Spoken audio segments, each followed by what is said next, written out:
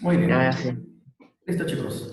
A ver, primero tenemos que tener en claro qué cosa o qué fueron estas revoluciones liberales. Me van a disculpar que normalmente mis PPTs están llenos de imágenes, ya lo saben, pero esta vez Sí. he tenido no otras cosas que hacer, sino que me he retrasado un poquito, ya por el Día de la Madre y por esas cosas, y lo he hecho puro texto, ¿ya? Solo por esta clase, ya las demás clases van a seguir siendo así bien bonitos, así que ahora por favor escúchenme nomás, ¿ya? Entonces chicos, las revoluciones liberales, ¿qué nos dicen? Son movimientos políticos dirigidos por la burguesía en Europa. A ver, primera palabra que quiero que ustedes tengan claro. ¿Quién me puede decir ahorita qué es la burguesía? ¿Qué entienden ustedes por burguesía? Ya, profe, la Clase poesía alta, la clase alta. Burguesía. A ver, uno por uno. O sea, Dime, los adinerados, los Rodrigo. adinerados. Rodrigo estaba diciendo, claro. A ver, dime, Rodrigo. Burguesía, no policía. Burguesía, Rodrigo. ¿dónde? Con Ah, burgo. Pucha. ya, no te preocupes, Rodrigo. A ver, dime, Daniel, ¿qué entendías tú por burguesía? Los adinerados, los de clase alta. Podría decirse que es la gente adinerada, pero más que gente adinerada, es como el rey, porque el rey era obviamente adinerado. La burguesía, chicos, es la clase que tenía pues los negocios, ¿cierto? Los negociantes que tenían dinero en esa época, ¿no? Los grandes empresarios conformaban la burguesía, ¿de acuerdo? Los grandes hacendados, ¿cierto? Que tenían las haciendas de agricultura en ese momento. Ellos conformaban la burguesía y también, obviamente, los que quedaban del clero también. La iglesia, el clero, también en parte conformaba la burguesía, muchachos. ¿De acuerdo? Entonces, teniendo claro quiénes conformaban esta burguesía, ya tenemos que tener en cuenta primero de que es organizada por ellos. No confundas, en la época de la Revolución Francesa, al inicio, quienes se levantan inicialmente es el pueblo, son los campesinos, ¿ya? En cambio, esta vez es esta clase social la que genera esta revolución. Pero, como puedes seguir leyendo, también con participación de los sectores populares. Ahora, se unen obviamente en contra de esta restauración absolutista que ya hemos tratado en la clase pasada. Ahora, ¿por qué digo en Europa? Porque efectivamente, como te he dicho hace un momento, que esto inicia en Francia, ¿ya? Este pensamiento, todos los tipos de pensamiento que vamos a ver ahorita, se expande por toda Europa, ¿ya? A ver, O sea, no solo las personas de Francia ya tenían esta idea, o sea, claro, tenía ya toda Europa. así es. Esta idea que estamos ahorita todavía diciéndolo como idea, se traduce en una forma de pensar, tiene su nombre, que es liberalismo. Que es que dentro, en la siguiente PPT vamos a ver al detalle en qué consiste este liberalismo, ¿no? Que, como vemos en el segundo cuadro, nos habla de corrientes ideológicas, ¿ya? Entonces, a raíz de esta restauración, nacen dos corrientes ideológicas, ¿ya? Estas dos corrientes ideológicas se contraponen, o sea, tienen una línea muy diferente, pero conviven juntas durante estas revoluciones y esta restauración, ¿ya? Y se desarrolla a lo largo del siglo XIX, o sea, no es algo de 5 o 10 años, sino es algo que toma bastante tiempo. La primera, como puedes ver ahí, es el conservadurismo. Profe, ¿qué es eso? Palabra muy larga, muy complicada. ¿Qué cosa era el conservadurismo? Viene de conservación, ¿cierto? De mantener algo. Dice, busca mantener el régimen absolutista. Obvio ya. Se entiende entonces. El régimen absolutista de los reyes y que ellos hagan y deshagan todo lo que encuentran. A la cabeza de esta forma de pensar se encuentra pues el filósofo llamado Edmund Burke, ¿ya? Él saca un libro, ¿cierto?, en el que dice Reflexiones sobre la Revolución en Francia. En estas reflexiones que Edmund Burke ya publica, hay una frase que es la que mueve la forma de pensar de este conservadurismo. ¿Y cuál es esa forma de pensar? Acá lo planteo, ¿no? Dice, el Estado y el pueblo eran producto de un crecimiento imperceptible, lento, natural y orgánico.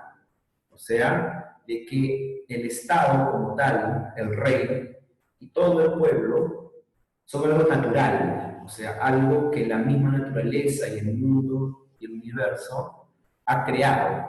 Por eso que dice que es algo lento, porque tiene un proceso lento, natural y orgánico. Y más aún dice, ¿no? Y que todo cambio era autodestructivo. O sea, de que toda modificación en esa forma de cómo el mundo ha creado sería una destrucción para ambos. ¿Ya? Un pensamiento bastante pegado hacia respetando pues, la posición del rey, ¿no? Pero era una forma de pensar que nace a raíz de esta restauración, ¿no? Y ahora la principal, que es obviamente la que impulsa a estas revoluciones, ya no me ponga rayitas, no sé quién está jugando, no me está escuchando. A ver, a ver, a ver, a ver, a ver, a ver. No sé quién me ha hecho esa rayita sobre liberales, por favor, bórrela.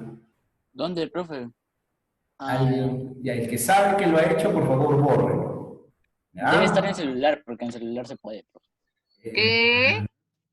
Además, yo creo que he quitado eso de acá. ¿Cómo es que lo han hecho? Yo he eliminado esas opciones. A ver.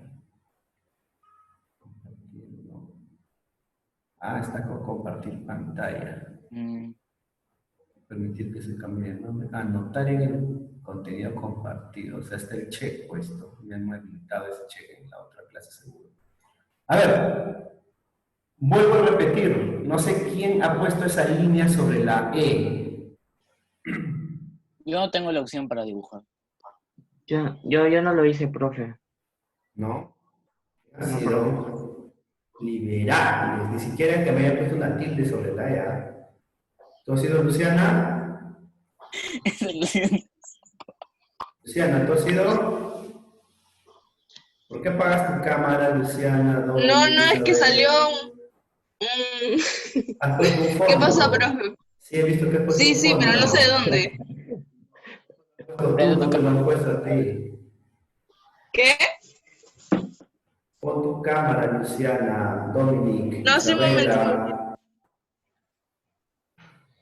O sea, que tengo que perder mi tiempo diciéndoles que tienen que prender su cámara, caramba. Ah, Hasta a Mayra ya se le ve también toda su cara, y antes que solo se le veía la frente nada más. Mucha. Dominic, ¿qué pasó contigo? Y nadie me borra la rayita. Miren, lo bueno es que es la última clase, me puedo quedar aquí hasta las 5 de la tarde. Mejor, profe, para hacer más clases. Estoy esperando. No, pero más Historia es chévere. Ya. No te quejes, Rodrigo, porque ya almorzaste, ¿ah? Rodrigo ya almorzó, así que no me va a curar ya. ¿cuándo? ¿Cómo A ver, te cuento, Luciana? Seguía. voy a Por la avanzar. Voy a avanzar. Luciana, listo. ¿Qué es tu problema? O sea, en el salón se ven las caras, yo les veo las caras de sueño, todo así, todas cansadas cuando están en el salón. Y ahorita no quieren que les vean la cara. Profe, no es lo mismo. Sí, lo mismo. Es lo mismo, Nani. Claro que no. Ahí sí estás despierta, ¿no? Cuando te pregunto si estás todo soñoliento. Ahora Luciana tiene frío, se ha puesto su capucha. Su gorrito, su gorrito. También con su gorrito. Bueno, vamos a continuar ya, chicos. El único que no se queja es Paolo. Ni Lady, ni Caleb. Mayra también está absolutamente en silencio. Ya, chicos, continuamos, ¿sí? A ver, entonces, lo principal. El liberalismo, chicos, es un pensamiento básico, inicial, que da cabida a todos los pensamientos que vamos a ver más adelante. ¿Ya? El socialismo, el comunismo, por ejemplo. ¿Ya? A ver, el liberalismo nace de dos tipos. el liberalismo económico y liberalismo político. O sea, no hay necesidad que yo te hable de qué viene la palabra liberalismo, ¿no? Viene de liberal, de libertad, ¿ya? Así que no hay mucho que decir sobre la raíz de esta forma de pensamiento. A ver, dos tipos tiene el liberalismo. Primero, el económico. Surge a finales del siglo XVIII en Inglaterra. Inglaterra, ni siquiera en Francia. Surge la idea en Inglaterra, ¿ya? Y este pensamiento defiende la propiedad privada y la libertad económica. O sea, el rey en la época absolutista, ¿ya? Tenía la capacidad de quitarte tu casa, por ejemplo. O sea, si al rey le daba la gana, ¿ya? La casa que tú habías construido con tu dinero, que habías construido con tus propias manos quizás, ¿ya? En una monarquía absoluta, ¿cierto? No es tanto propiedad tuya, es propiedad del rey. Entonces, partiendo de uno de los primeros pensamientos liberales, es que se defiende la propiedad privada. Obviamente, el sentido básico es un hogar. La propiedad privada también puede ser una empresa, ¿cierto? Tierras de agricultura, maquinarias, eso también es propiedad privada. Entonces, esta forma inicialmente defiende eso. Y segundo, la libertad económica. ¿En qué significa esta libertad económica? Por ejemplo, en la época de los reyes, no importa cuánto trabajaras, podías trabajar 18 horas al día de lunes a domingo y si es que se te pagaba un sueldo, ese sueldo era una cantidad específica. En cambio, en una libertad económica, tú ya tienes la capacidad de trabajar más y ganar más, ¿cierto? Obviamente no vas a trabajar 18 horas porque eso ya pues, es una explotación. Más adelante se da esto de los trabajos de 8 horas y cosas así, pero ya se da ciertas libertades a la gente, ¿ya? Para poder generar más dinero. Ahora, ¿qué significa esto? Que se dan las reivindicaciones de la burguesía comercial. Recuerda la palabra burguesía, ¿ya? ¿Quiénes eran? Los empresarios, los comerciantes, ¿ya? Entonces, se les reivindica a esta burguesía, chicos, en el lado del liberalismo económico, ¿ya? Y también hay otro que es el liberalismo político, ¿de acuerdo? Entonces, en este liberalismo político, ¿ya? Que se difunde también a finales del siglo XVIII, pero ¿qué es lo que pasa? Ellos están más influidos por las revoluciones americanas, o sea, la revolución estadounidense, ¿cierto? Y también por la francesa. Ahora, recuerda, estamos en el año 1830. América ya estaba, ¿cierto? Independizada. Entonces, esa idea de independencia también afecta a Europa. Toda América estaba ya independizada, salvo los países de Centroamérica, ¿no? Como Cuba, Puerto Rico, esos países todavía eran pues, colonias de España.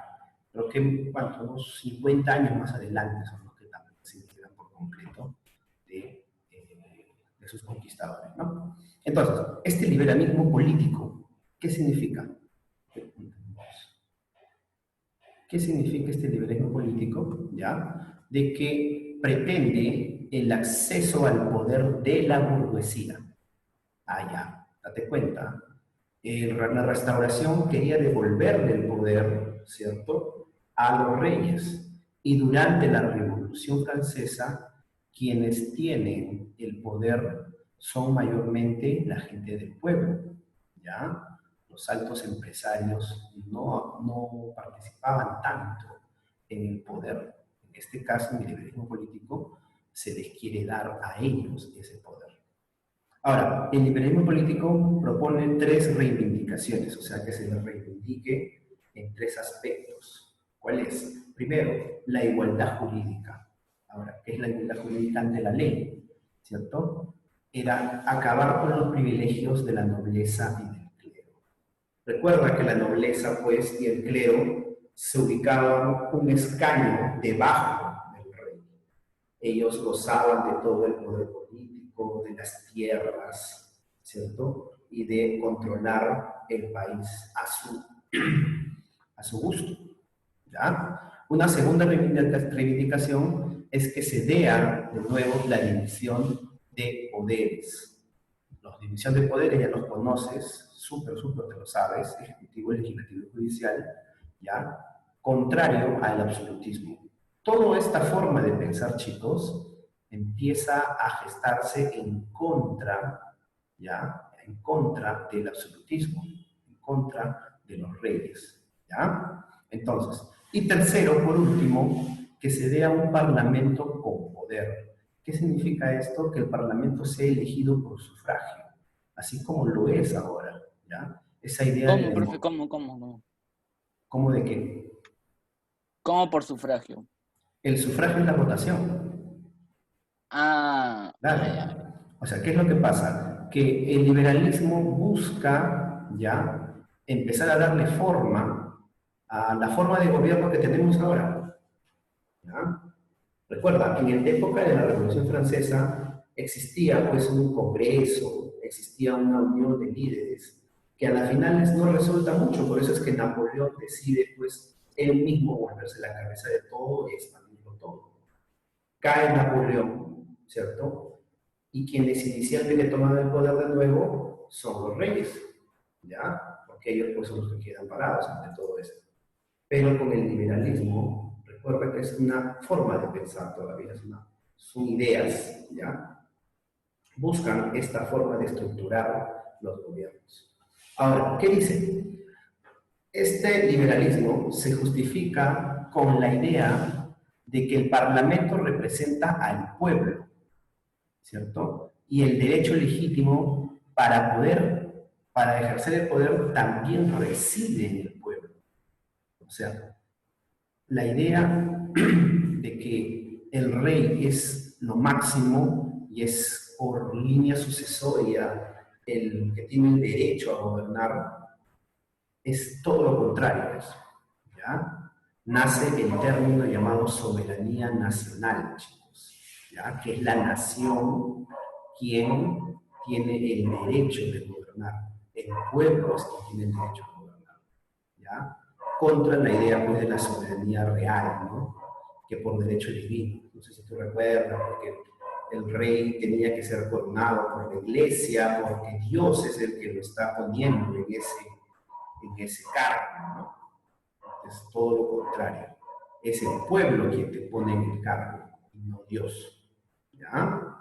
Entonces, chicos, ahora, este liberalismo, ¿ya?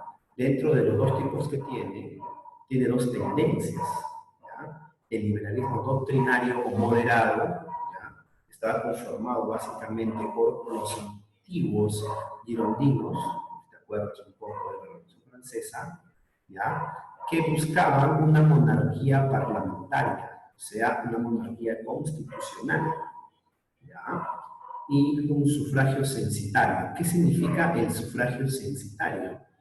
Que solamente voten la gente con mayor poder económico.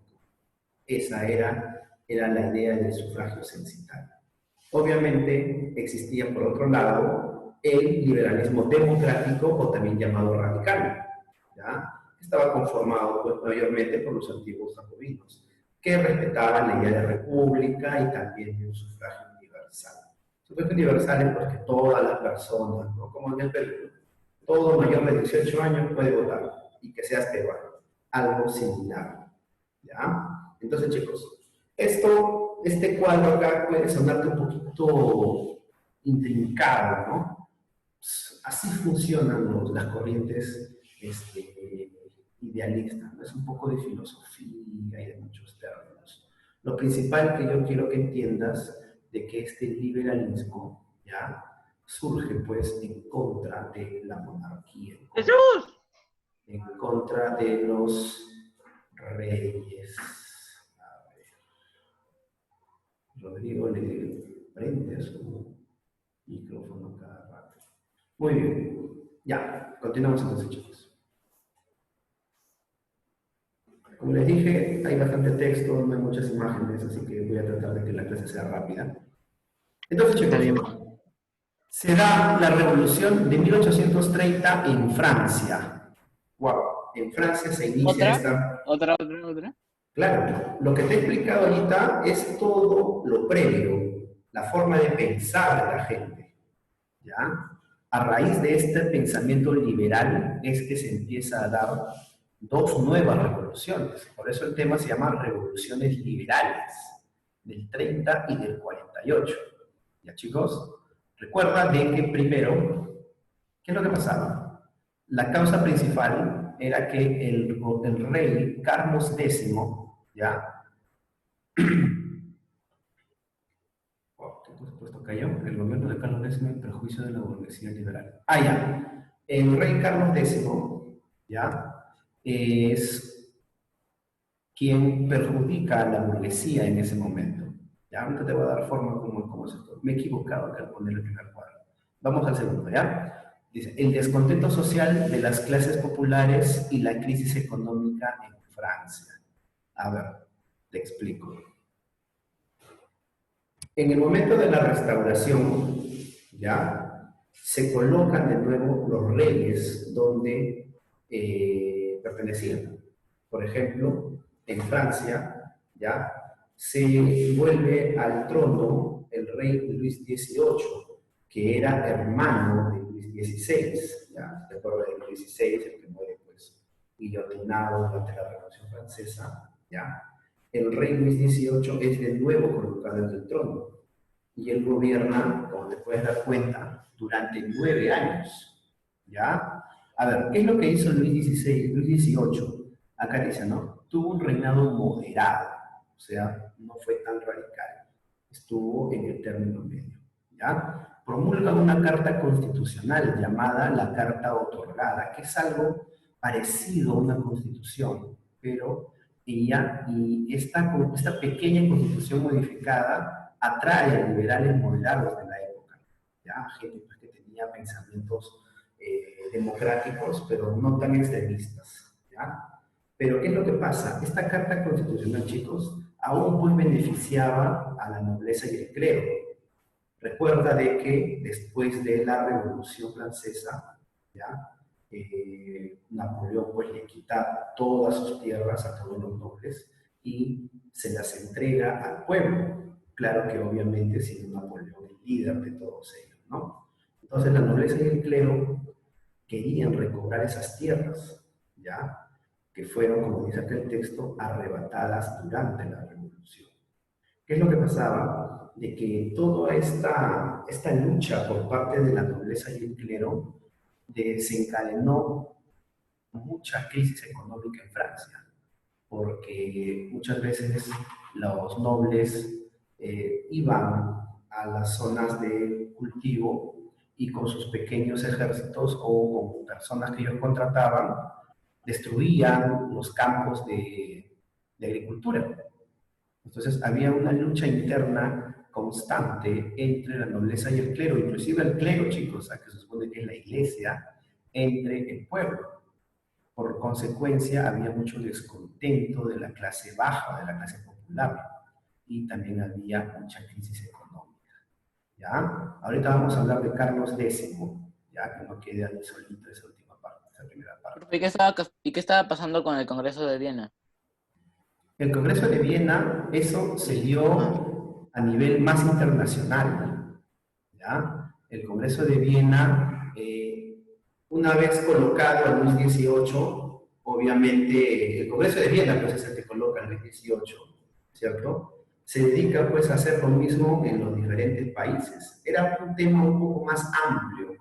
Yo estoy hablando ya de Francia de manera más detallada. El Congreso de Viena veía el tema de manera más, más a nivel de todos los países de Europa, ¿de acuerdo?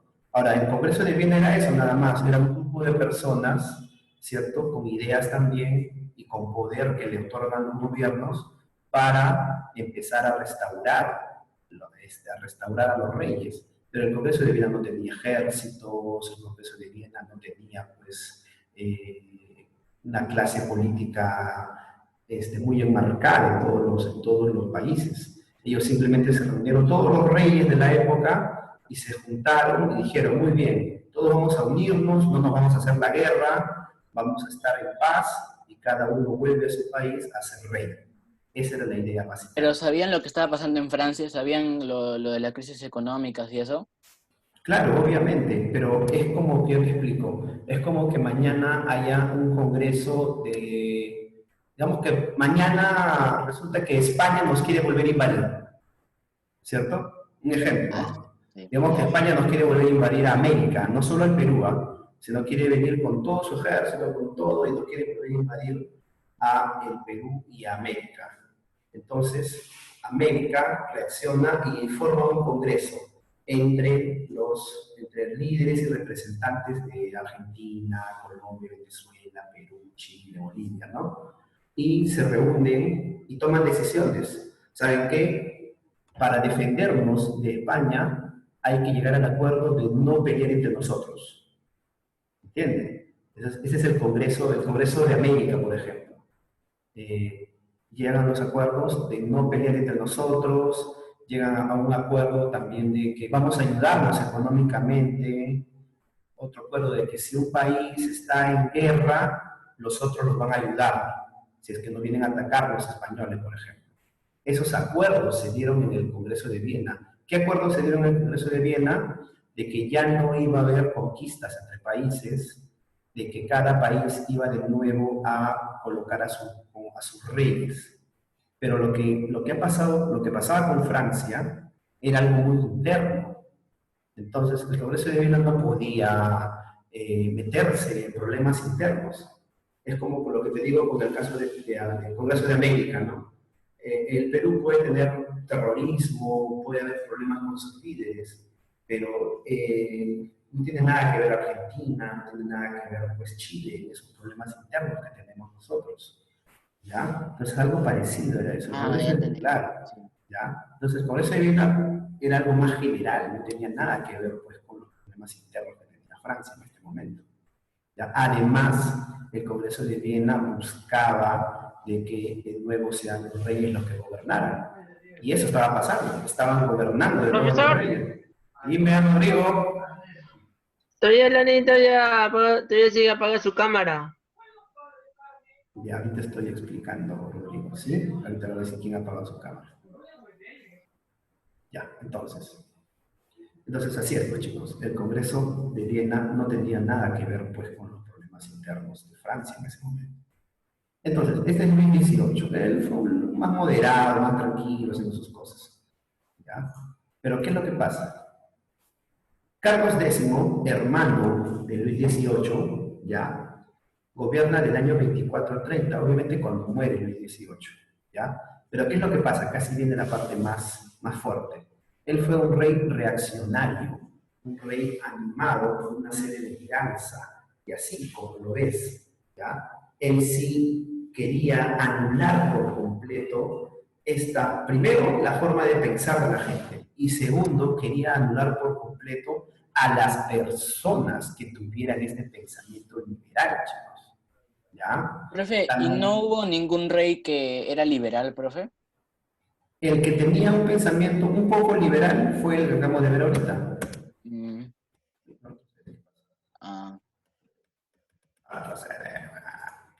Ya. El que tenía un pensamiento ciertamente liberal o moderado era pues nuestro amigo Luis XVIII, que promulga algo parecido a una constitución, como te digo.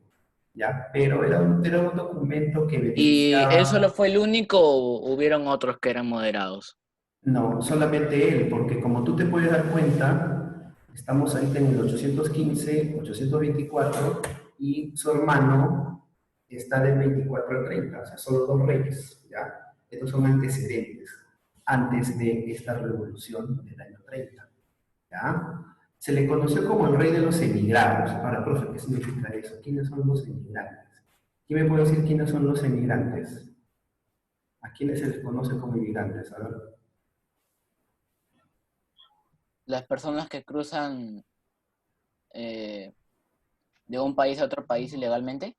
Son personas que van de un país a otro, pero a ver, Esto sí lo saben de forma muy clara, se lo he dicho como 500 veces a los chicos que han estado conmigo el año pasado. A ver, Luciana, ¿quiénes son los emigrantes? Ya que te veo distraída. No lo sé, profe. No puede ser. Mis clases del año pasado no sirven de nada. Isabela, por favor, dime tú. ¿Quiénes son los emigrantes? ¿Emigrantes? Ujú.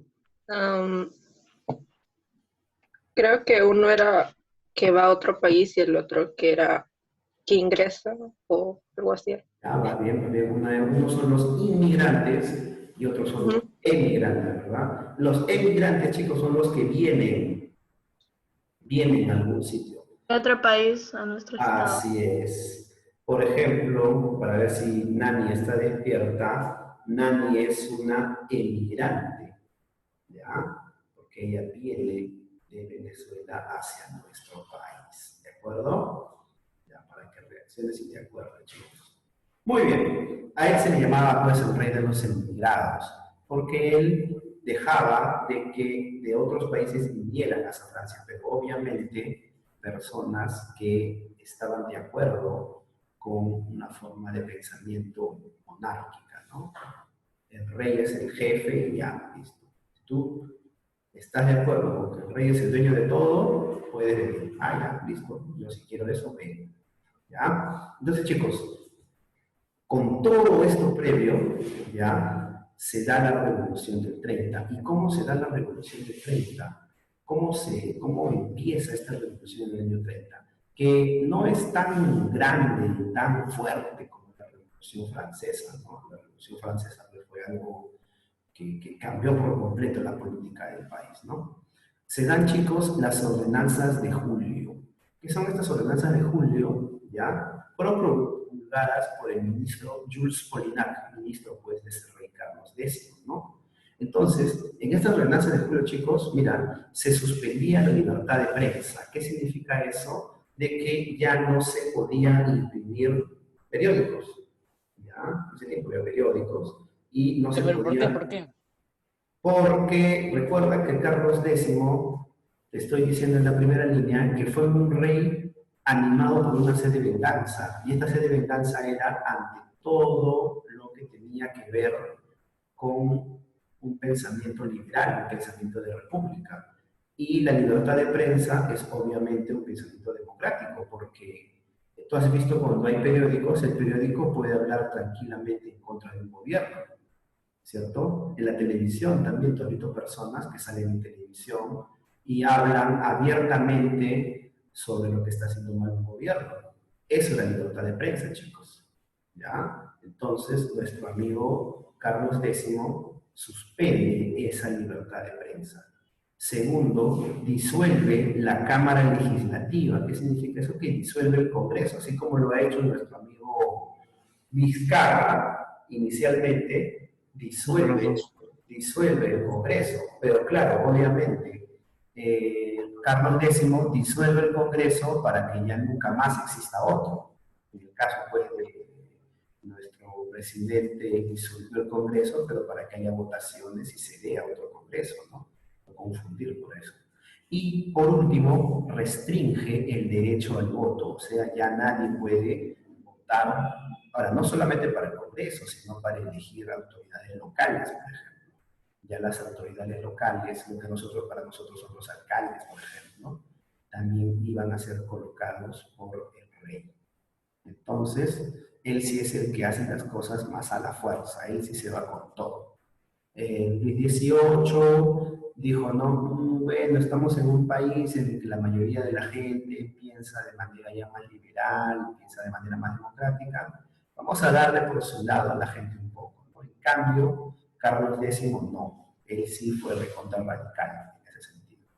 Es esto, este pensamiento radical que tiene Carlos X, lo que hace pues que explote de nuevo esta nueva revolución. ¿Ya? A ver, ¿qué pasa durante esta nueva revolución?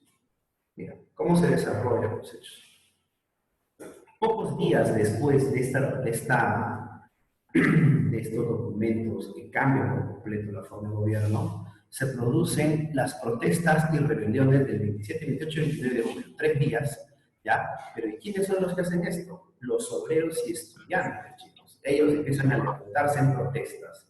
Tú tienes que darte cuenta de que en la Revolución Francesa fue algo que inicialmente se dio por las armas, en las armas, o sea, la gente empezó a tomar la Bastilla. ¿Recuerdas cuando tomaron la Bastilla? ¿No? Es un gran símbolo de la Revolución Francesa. En este caso se dan protestas en contra del gobierno. La gente ya sabía pues de que la forma de cambiar algo no era necesariamente con las armas, sino también protestando y sacando a la gente del poder, ¿no?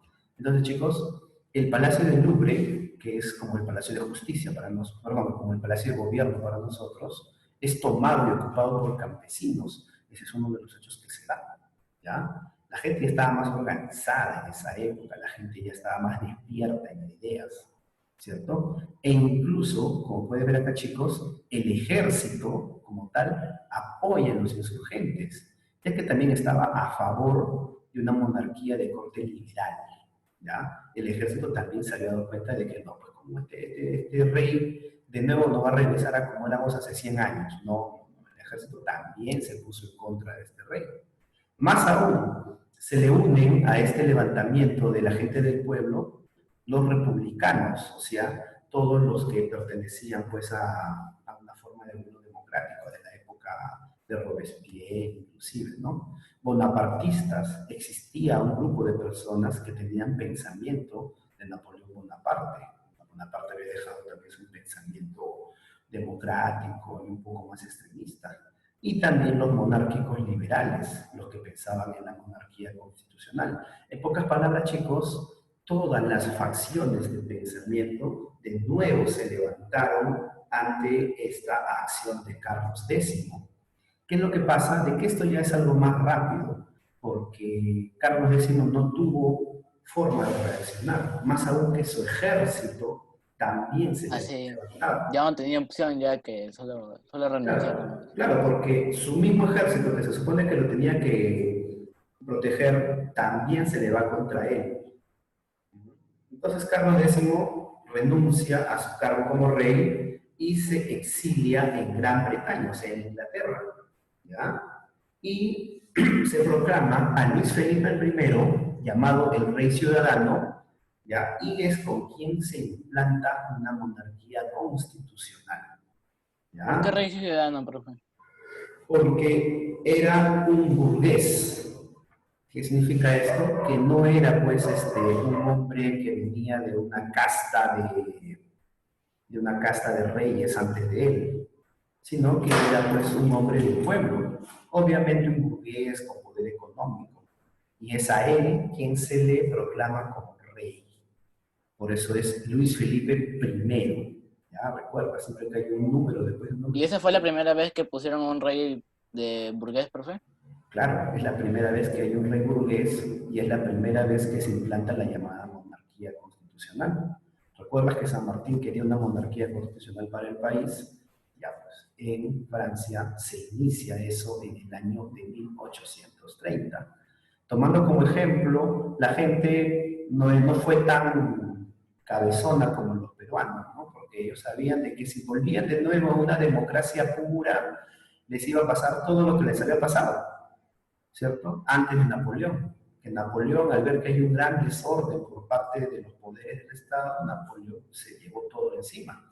Entonces, el pueblo sabía que hacer algo similar no les iba a resultar. Por eso es que deciden colocar una monarquía constitucional, de la cual obviamente no todo el pueblo estaba de acuerdo, ¿ya? Pero recordemos que son los burgueses, la gente pues adinerada, la que toma el poder en este momento, ¿ya? A ver, ¿qué sigue? Mira, bueno, acá sigue diciendo causas. A ver, ya chicos, unos 18 años después de que Luis Felipe I era el rey y existía obviamente también un órgano político, ¿no? Un poder judicial, un poder ejecutivo, un poder legislativo. Profe, ¿y Luis Felipe iba al Congreso de Viena? No, el Congreso de Viena era solamente... Ahora, el Congreso de Viena, quizás no te quedó muy claro, fue una organización transitoria. ¿Qué significa eso? Que se reunieron un grupo de personas 3 días y de ahí de nuevo todos regresaron a su lugar. Ah, ya, o sea, solo estuvo por Unos cuantos unos días. cuantos años. No, el Congreso de Viena, por unos cuantos días nomás se reunieron. Ah, ya, ahora Claro, sí entendí. claro. Ya, Ah, tú entiendes Congreso porque crees que es como el Congreso que es elegido durante sí. 4 o 5 años. No, no, no. Ujú. No, no. Lo que pasó con el Congreso de Viena fue una reunión de unos cuantos días nada más, para tomar decisiones y ponerse de acuerdo, pues, de que los reyes no se iban a conquistar entre ellos, básicamente. ¿Ya? Entonces, chicos, continuamos, ¿ya? ¿Qué es lo que pasaba en el año 48, 18 años después de que a Carlos X lo habían sacado del poder, ¿no? Se da la discriminación política de la pequeña burguesía y el llamado proletariado. Chicos, a partir de ahora vamos a empezar a encontrar bastantes términos como lo que tú estás viendo ahorita, la burguesía, el proletariado, por ejemplo. Y, profe, ¿quiénes son la pequeña burguesía y el proletariado? Fácil, chicos. Vamos a hacer un ejemplo bien bacán. Ustedes conocen pues los colegios Innova School, los colegios Bamber, Claro. ¿cierto? Estos colegios grandes pues que tienen en todo el Perú como 70, 80 locales, ¿verdad? ¿Cierto? Sí, sí. Ya, ese imagínate que el dueño de Bamber o el dueño de Innova School es uno de estos burgueses que tenían el poder, ¿cierto? Y el pequeño burgués o el proletariado es el dueño del colegio Palmeras School. ¿Entiendes? Ah, ya. O sea, las pequeñas empresas, los pequeños negociantes de la época, ellos ya estaban siendo discriminados políticamente. ¿Por qué? Porque no les permitían formar parte de la política. Recuerda de que los grandes burgueses eran los que manejaban la política. ¿Ya? Entonces, esa es una de las primeras causas y de las principales causas por la que se da esta nueva revolución. ¿Ya? Segundo, dice, ¿no? Explotación de la clase obrera, que se sentía defraudada por Luis Felipe I. Obviamente, Luis Felipe I, al iniciar su gobierno, dice, ¿no? De que todos vamos a tener iguales oportunidades, pero al final no fue así. Se le dio mayor importancia a la clase burgués alta, ¿ya? Además, también los partidos políticos estaban en contra de estas preferencias de Luis Felipe I, que, vuelvo a repetirte hasta el cansancio, era el que beneficiaba más a las clases altas. Obviamente ya no era un reinado absolutista, existía pues un congreso, existía un poder ejecutivo, pero quienes conformaban este congreso, este poder judicial también, eran pues ese pequeño grupo de personas adineradas, ¿no? Y eso a la gente no le empezó a gustar. A ver, ¿qué es lo que pasa? Una vez que se empieza a dar esta revolución, estos descontentos de la gente, rápidamente el gobierno, chicos, decide abolir el derecho a la reunión. Abolir significa quitar, sacar el derecho a la reunión. O sea, si, por ejemplo, los alumnos del Colegio Palmeras School deciden reunirse en el parque que está, en la loza que está cerca al colegio, ¿ya? Automáticamente las autoridades se los llevaban presos. ¿Por qué? Porque ya no había derecho a reunión de personas. ¿Entienden? Entonces, eso es uno de los principales hechos que se generan al inicio de esta segunda revolución. ¿Ya? Entonces, chicos, el 23 y 24 de febrero de ese mismo año, los estudiantes y obreros, ya por segunda vez, salen a las calles y se enfrentan Profe. a las... Dime. Una pregunta, ¿y la segunda público cómo es? ¿Qué? ¿Cómo dices, Rodrigo? Bueno, Rodrigo, pasó con Mayra que apagó su video. Ya volvió. Muy bien, entonces chicos, a ver, regresamos. Entonces, por segunda vez, chicos, en febrero de ese año, los estudiantes, tú te preguntarás, ¿no? Profe, ¿por qué siempre son los estudiantes los que salen? Obviamente, los estudiantes de las universidades. Y aunque no lo creas, también estudiantes de colegio, ¿eh? Chicos apenas de 14, 15, 16 años como ustedes, también se encontraban inmersos en la forma en la que se gobernaba su país. ¿Ya? Que los niños también salían a protestar, profe. No. Niños es una cosa de 8, 9, 10 años, otros ya jóvenes de 15, 16 años. Jóvenes, los jóvenes. Los estudiantes y los obreros, los estudiantes universitarios también, obviamente. Ya, personas pues que estaban empezando a tener todo el conocimiento fresco y estaban en contra de toda injusticia. ¿Ya? Entonces, chicos, los obreros estudiantes son los que salen a las calles y en este caso se enfrentan, ya te imaginarás, pues con palos, piedras, así como tú ves estas manifestaciones de gente que salen a marchar, haciendo cantos, ¿cierto? Y se enfrentan a la fuerza del orden público, o sea, a la policía, ¿ya? Pero resulta, chicos, que la Guardia Nacional, o sea, de nuevo también, una parte del ejército, ¿ya? Los apoya, porque debes entender de que el ejército, ¿cierto? No está, pues, o sea, los oficiales, los líderes, ellos sí, pues, son gente quizás un poco más adinerada, ¿no? Gente con una élite superior, pero los soldados, ¿ya? Ellos son gente del pueblo. Entonces, esta fracción de soldados, llamada Guardia Nacional, ¿ya? Los apoya también a ellos, ¿ya?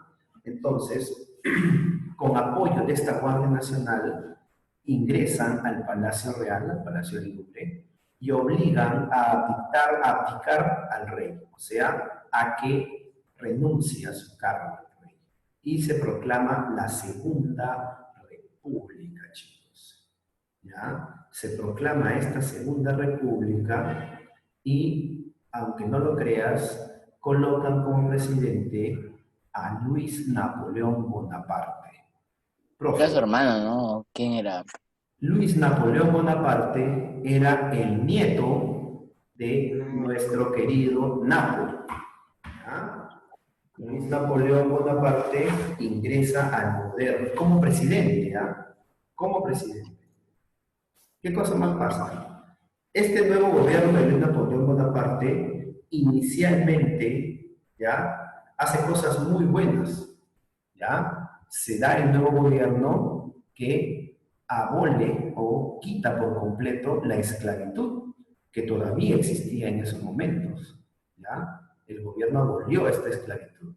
Segundo, suprimió la pena de muerte para reos políticos, o sea, si tú no pensabas como yo de manera política y eras extremista en esa forma de pensar, la ley me permitía matarte, fusilarte, ¿ya? Entonces, esa pena también la suprime.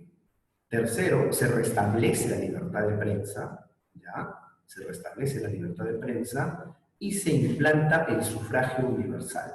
Mucho de esto, lo que tú estás viendo acá, chicos, es lo que continúa a través de la historia en casi todos los países del mundo.